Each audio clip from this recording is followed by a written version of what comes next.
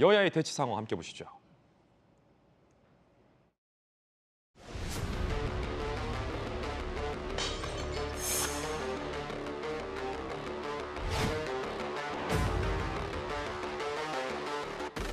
부패한 공직자에 대한 수사나 선거 관련 수사권을 검찰에게서 박탈하는 것은 국민의 우려가 매우 큰 만큼 국회는 더 신중하게 이 문제를 다뤄야 합니다. 한동훈 장관 후보자에 대한 청문회 등에서 이 문제를 더 구체적으로 논의하는 것이 옳다고. 지방선거를 앞두고 정치인들이 면제를 받기 위해서 선거범죄를 집어넣은 것이다라는 매우 뼈아픈 대목이라고 아니할 수가 없습니다. 따라서 이 선거범죄, 공직자 범죄에 대해서는 재논의할 필요가 있다고 생각합니다.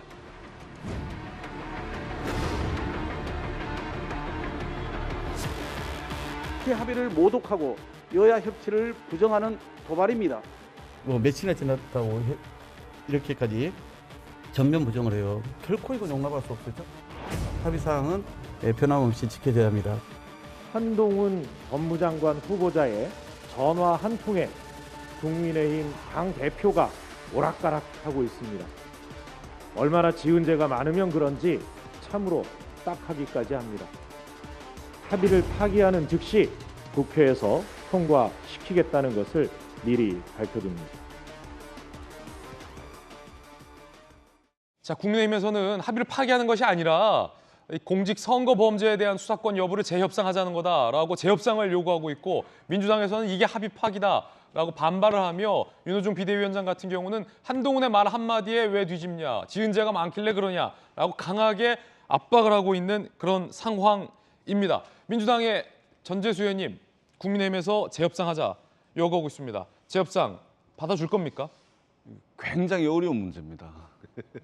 굉장히 어려운 문제고, 근데 분명히 아쉬운 것은 하나가 있는 것이죠. 예를 들면 지금 국회의장께서 굉장히 중요한 해외 순방 일정을 취소를 하고 취소했죠. 취소하고서 직접 나서가지고 중재안을 만든 겁니다. 근데 이게 저희가 의원총회를 하는 의원총회에 딱 입장을 하니까 2장짜리 A4를 막 나눠주더라고요. 그 보니까 이제 국회의장 중재안 해가지고 8개 항이더라고요.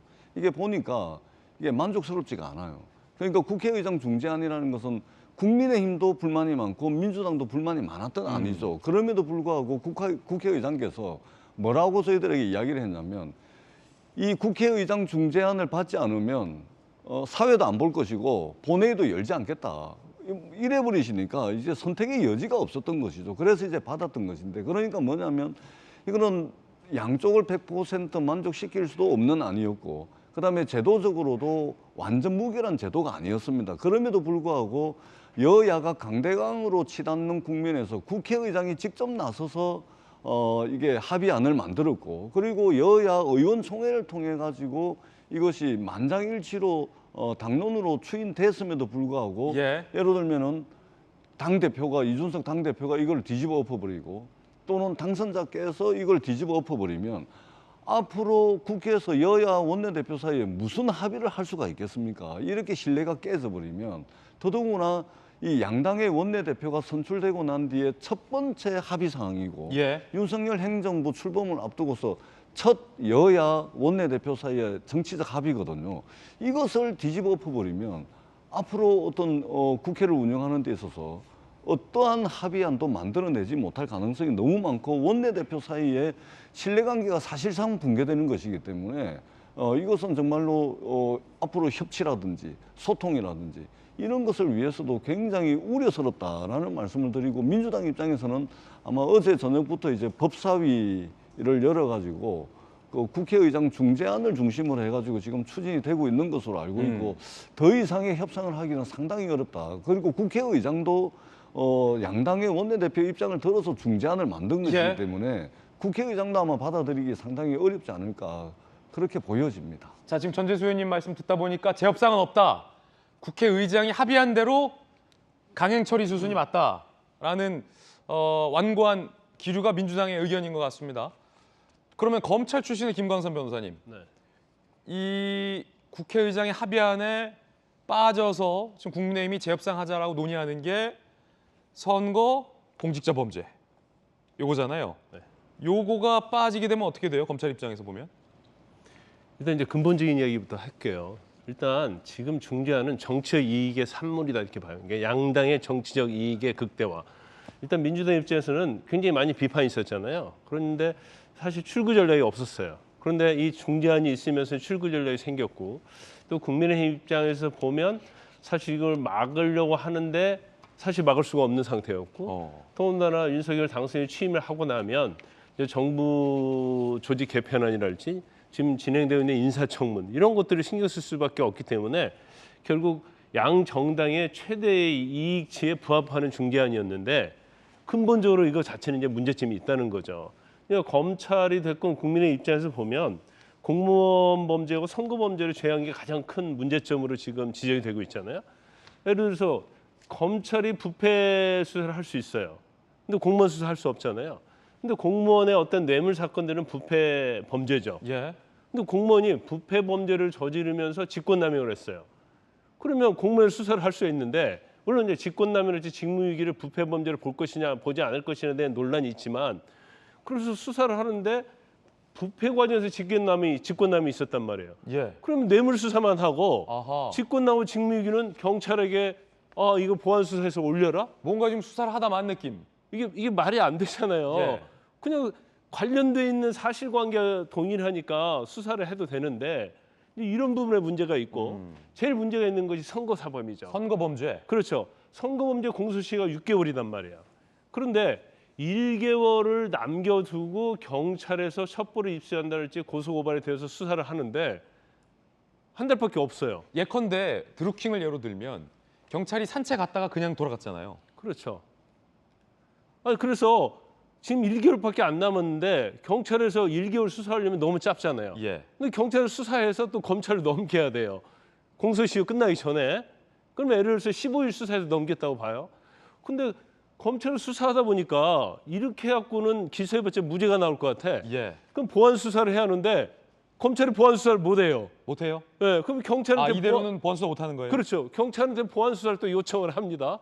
왔다 갔다 하다 시효 다 지나는 거예요. 그래서 근본적인 문제점이 있고 그다음에 수사의 단일성과 동일성에 벗어나는 수사는 또 검찰이 할 수 없도록 돼 있잖아요.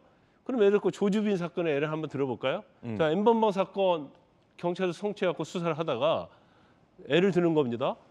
뭐 청소년에 대한 성범죄가 발견됐어요. 그럼 검찰 수사 못해요. 그럼 경찰에게 이런 뭐 성범죄 발견됐으니까 경찰 수사해서 올려라 이렇게 할 수밖에 없고.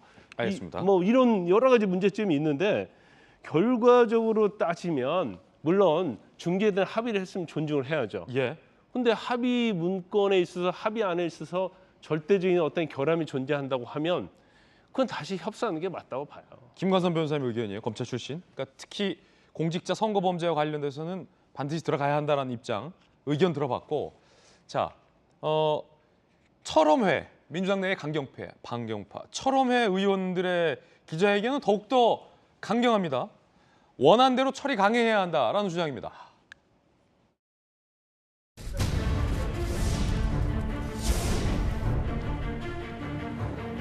국회의장은 입법기관의 수장으로서 국회의 위상을 정립해야 할 때입니다. 개혁을 위한 시간이 얼마 남지 않았습니다. 국민의힘 권성동 원내대표는 소통령 한동훈의 부하입니까? 국민의힘 국회의원들은 소통령 한동훈의 쫄병들입니까? 더불어민주당이 얘기했던 원안대로 처리해 주시기를 다시 한번 당부드리겠습니다. 이번에 이양수 의원님께 묻겠습니다. 지금 민주당 기류 보셨고 전재수 의원님 말 들어봤듯이 재협상은 불가하다. 국민의힘 요구한 재협상 안 받겠다라는 거예요. 자, 민주당이 재협상 지금 거부하고 있는데 국민의힘 앞으로 어떻게 할 겁니까? 근데 이제 그거는 그 민주당이 재협상을 안 받으면 국민적 저항에 부딪힐 거예요. 왜냐하면 지금 우리 당에서 이제 판단을 잘못해가지고 공직자 범죄하고 선거 범죄 이 두 가지를 이제 검찰에서 안 하고 그냥 경찰에만 하겠다 이제 그래서 가장 큰 그 저항이 있었거든요. 예. 사실 그 대형 참사라든지 그 다음에 방위 산업 이거는 지금 부정부패 범죄라든가 경제 범죄 수사권으로 할 수가 있어요. 근데 어쨌든 선거 범죄하고 공직자 범죄는 못 하는 거잖아요, 검찰에서. 그렇죠. 그래서 이거는 여당이든 야당이든 모든 국회의원들이 본인들이 지금 편하려고 본인들이 빠져나가려고 했다는 비난을 벗어날래야 벗어날 수가 없습니다. 예. 그러니까 이제 뭐 지금 뭐 민주당에서 지난 5년 동안 여당하면서 뭐 청와대에 있으면서 뭐 국회의원 하면서 예를 들어서 무슨 범죄가 있었다. 그거 감추려고 지금 민주당이 그러는 거 아니냐. 이런 그 저항에 직면할 수가 있기 때문에 예. 민주당도 국민들 앞에 이제 떳떳하시려면 다른 거는 몰라도 그 두 예. 개는 다시 검찰의 보안 수사권이라든지 뭐 수사권이라든지 이거를 보장하는 쪽으로 예. 합의를 해줘야지만 그 국민들 그 눈높이에 맞는 거지. 만약에 우리가 합의하는데 안 했다? 그러면 민주당이 저 국민들한테 굉장히 혼나겠죠. 그럼 민주당이 국민들한테 혼나는 거 신경 안 쓰고 강행하면 어떡하실 거예요? 근데 이제 저희들로서는 이제 그 지금 국회 선진화법이라는 것 때문에 어떻게 뭐 몸으로 막을 수 있는 방법도 없고 강제로 상정을 뭐 이렇게 방지할 방법도 없고 전혀 방법이 없습니다. 사실 그 권성동 의원의 고뇌를 저는 알아요. 왜냐하면 민주당에서 워낙에 원안 처리를 강행하겠다고 그래가지고 그 정말 최악은 막아보자라는 입장에서 그렇게 합의를 한 거지. 그 권성동 의원의 고뇌가 충분히 저는 이해가 가요. 그런데 현재로서도 저희가 민주당에서 그냥 강행하겠다, 원안대로 하겠다, 예. 뭐 아니면 합의한 대로 그냥 기존에 했던 거 하겠다. 그러면 솔직히 저희는 방법이 없습니다. 방법 없다. 예, 진짜 이 의석수가 이렇게 차이 나는 게 되니까 너무 저희가 무기력해지기 때문에 네. 선진화법에서 만약에 가서 옷깃만 건드려도 바로 기소되고요. 그 국회 경위들이 끌고 나가버립니다. 예. 그렇기 때문에 이건 뭐 방법이 없는 거기 때문에 법 때문에 방법이 없는 거라서 국민들께서 우리 민주당의 폭주를 좀 막아주셨으면 하는 부탁드립니다. 전 교수님. 아니 국민의힘 국회의원 100명 가까이 되는 분들이 의원총회를 열어서 국회의원들이 직접 선출한 권성동 원내대표를 통해서 의원총회를 통해 가지고 무려 민주당보다 1시간이나 빨리 국회의장 중재안을 받아가지고 합의를 해놓고. 아, 민주당보다 빨리 받았어요? 1시간 빨리 받았지 않습니까? 그런데 지금 합의를 해놓고 이 합의를 다 해놓고 더더구나 첫 1호 합의를 해놓고 지금 마음에 안 든다고 소위 말해서 이 합의를 깨버리고 난 뒤에 이걸 추진을 하면은 국민적 저항에 부딪힐 거다. 아니 이렇게 이야기를 해버리시면 아니 민주당대로 어쩌라는 겁니까? 그러니까 완전 무결하고 그다음에 모두가 만족하는 법이라든지 제도라든지 이런 게 세상 천지에 어디가 존재를 합니까? 늘 보완하고 만들어 나가고 끊임없이 이 부족한 걸 채워 나가는 것이 바로 우리가 법을 만들고 제도를 만드는 그 과정 아니겠습니까? 그렇기 때문에 양당이 불만이 있더라도 받아들여 가지고 합의를 했던 것이고 합의를 했으면 그걸 지켜야죠. 근데 그걸 만약에 합의한 대로 밀어붙이면 국민적 저항을 이야기를 해버리면 저희들은 어떻게 받아들여야 될지 잘 모르겠다 이 말씀을 드리고 제가 추가로 꼭 한 말씀만 드리면 마치 이 내사, 수사, 기소, 공판, 구형에 이르는 이 형사사법 절차의 모든 권한을 지금 검찰이 가지고 있는데 과도한 독점적인 권력 이것을 나누고 분산하는 것이 기득권을 줄여나가는 것이고 특권을 줄여나가는 겁니다. 그런 차원에서 하는 것이지 마치 민주당이 집권 여당도 해봤고 지금 이제 곧 있으면 야당이 되는데 마치 대한민국을 범죄자들이 날뛰는 판을 치는 이런 세상을 만들기 위해서 이것을 하는 것처럼 이야기하는 것은 정치적 수사로서는 가능해도 어떻게 민주당이 그렇게 하겠습니까? 그것은 절대 아니라는 말씀을 드리고 이미 경찰이 전체 형사사건의 99.2%를 하고 있습니다. 1년에요. 1,600만 건의 형사사건을 하고 있다는 말씀을 드리겠습니다.